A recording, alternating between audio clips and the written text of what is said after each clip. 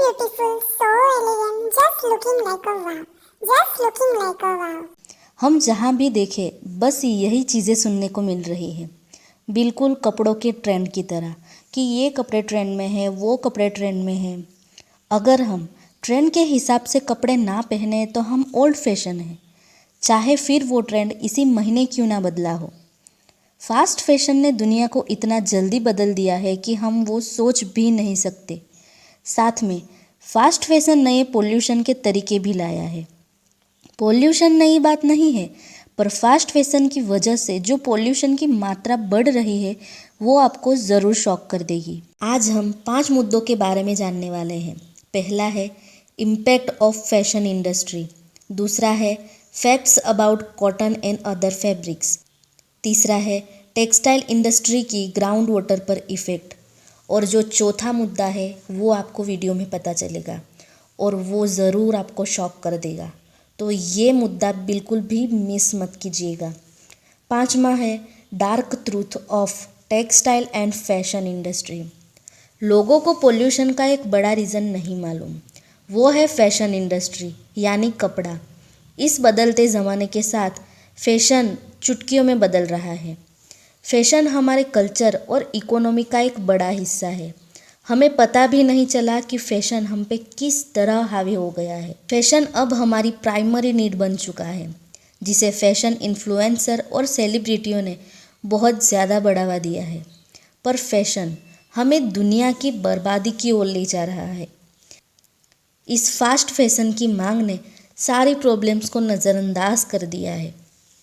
एक रिसर्च के अनुसार क्लाइमेट चेंज में फैशन इंडस्ट्री का 10% हिस्सा है, जिसका सीधा इम्पैक्ट ग्राउंड वाटर पर हो रहा है। टेक्सटाइल इंडस्ट्री में यूज़ किए जाने वाला पानी ग्राउंड वाटर से ही लिया जाता है। कपड़े के उत्पादन में हर एक स्टेप में पानी और केमिकल का भरपूर उपयोग होता है। एक रिसर्च के अनुसार वैश्विक कार्बन उत्सर्जन में 10% हिस्सा फैशन इंडस्ट्री का है। फैशन इंडस्ट्री दुनिया का दूसरा सबसे ज़्यादा पानी उपयोग करने वाला उद्योग है। 2020 के अनुसार फैशन इंडस्ट्री में 79 ट्रिलियन लीटर से भी ज़्यादा पानी हर साल यूज़ होता है। एक टी शर्ट और एक जोड़ी जीन्स बनाने के लिए लगभग 20,000 लीटर पानी की ज़रूरत पड़ती है। लोगों को एक गलत फहमी है कि कॉटन यानी कपास एक नेचुरल फाइबर है, इसलिए दूसरे फाइबर्स की कंपेयर में कम प्रदूषण करता है, पर ये बात बहुत गलत है। कपास को उगाने और कटाई के लिए भारी मात्रा में पानी की ज़रूरत पड़ती है। ज़्यादातर कपड़े बनाने के लिए कपास का उपयोग होता है, जिसे भारत में उसका आर्थिक महत्व देखते हुए उसे वाइट गोल्ड भी कहा जाता है। कपास के पौधों को बहुत ज़्यादा पानी की ज़रूरत होती है। कई विकासशील देशों ने कपास की सिंचाई के लिए जल मार्गों को मोड़ दिया है। उसका उदाहरण देखें तो अरल सागर, जो इतिहास में सबसे बड़ी इन्वायरमेंटल क्राइसिस में से एक मानी जाती है। अरल सागर एक समय में अंतर्दर्शीय जल का चौथा सबसे बड़ा भंडार था, पर अरल को पानी देने वाली जो मुख्य नदियाँ थीं उसे कपास की खेती के लिए नहरों में बदल दिया गया है। उसके बाद समुद्र एक बड़ा रेगिस्तान बदल चुका है, जो कि आप वीडियो में देख रहे हैं। आप सोच ही सकते हैं कि ये कितनी बड़ी बात है। ये बात हुई सिर्फ उसके उत्पादन की, पर कॉटन तो सफ़ेद रंग का होता है, तो उसे रंगने में कितने कलर्स, केमिकल और बहुत ज़्यादा पानी की ज़रूरत पड़ती होगी। कॉटन कपड़े को धोने और रंगने में 200 लीटर पानी की ज़रूरत पड़ती है। एक कॉटन की टी शर्ट बनाने के लिए 2500 लीटर पानी की ज़रूरत पड़ती है। कपड़ा बनाने वाली कंपनियां ग्राउंड वाटर का उपयोग करती है।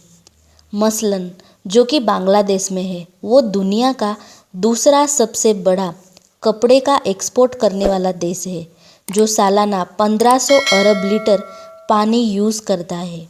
यही वजह है कि बांग्लादेश में भूजल स्तर लगातार नीचे जा रहा है।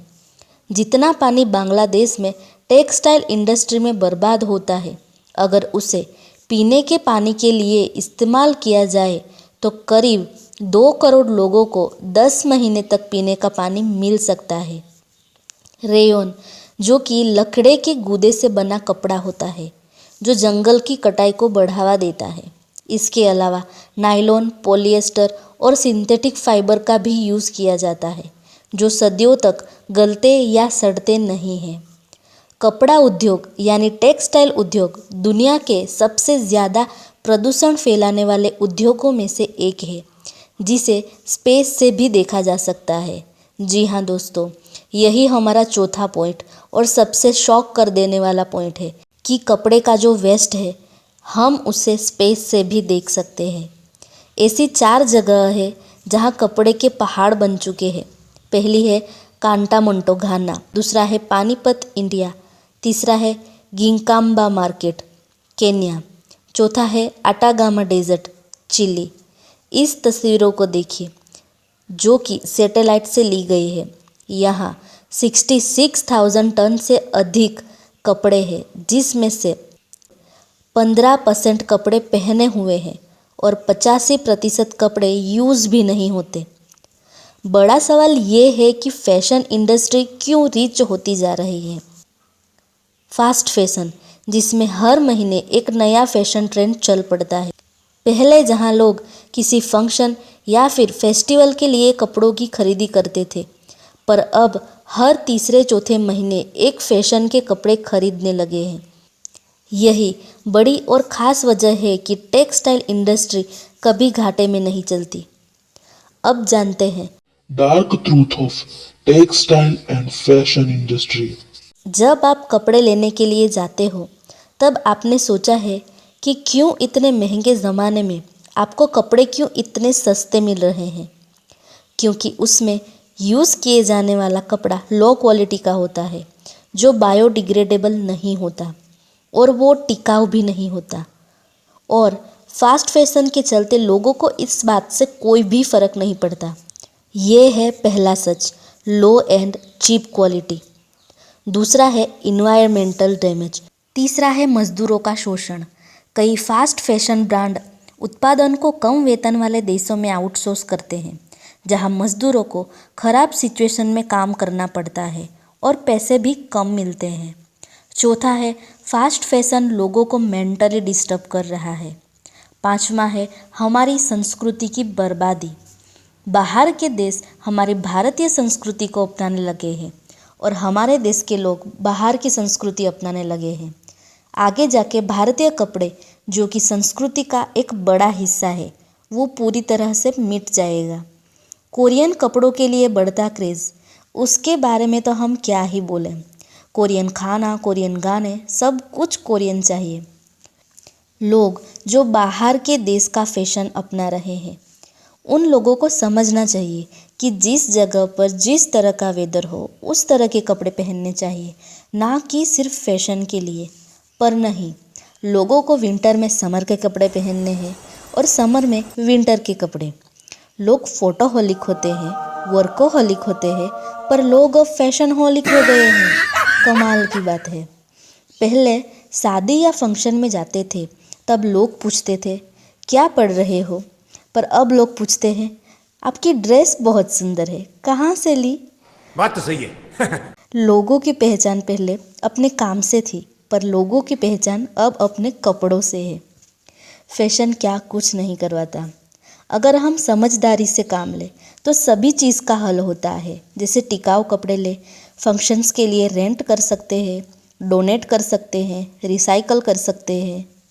क्योंकि दूसरों से बदलाव नहीं है, बदलाव हमसे है। अगर वीडियो अच्छी लगी हो तो सब्सक्राइब करें और भी नई और इंटरेस्टिंग चीज़ें जानने के लिए इस चैनल पर बने रहे। तो मिलते हैं अगली ऐसे ही इंटरेस्टिंग टॉपिक के साथ। Thanks for watching.